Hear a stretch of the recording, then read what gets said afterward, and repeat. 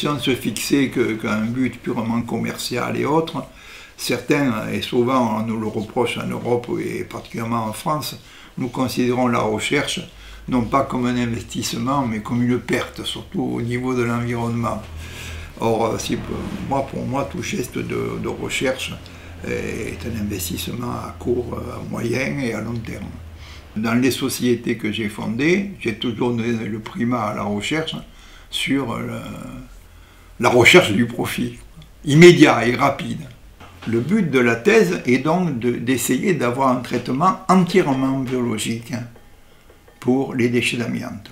Nous avons d'excellents rapports avec l'Institut de biotechnologie de Strasbourg, qui est l'un des meilleurs d'Europe, si ce n'est du monde, pour lesquels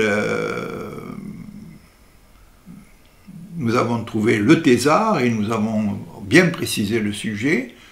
Et il se déroule pour l'instant, je crois qu'on en est à peu près à plus d'1 an, tout se passe bien, on avance. C'est aussi des publications scientifiques auxquelles en tant qu'ameneur de sujet, en tant que discuteur continuel de prise de position et d'orientation de la thèse en cours de rédaction, en cours de travaux, on peut changer le sujet, on peut découvrir des voies latérales, on peut faire un tas de choses dans une thèse. Des fois, on commence sur un sujet et puis il dérive, on peut trouver des choses très intéressantes. Il y a à la fois un intérêt scientifique, un intérêt technique, un intérêt qui peut développer notre propriété industrielle, parce que tout ce travail doit déboucher sur la création d'usines spécialisées dans ce genre de solutions.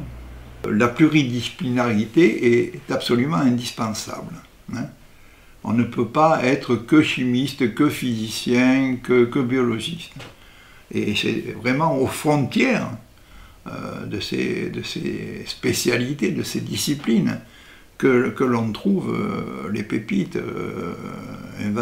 d'inventivité, quoi, les sources d'invention. Nous sommes des hommes qui guettent aux frontières.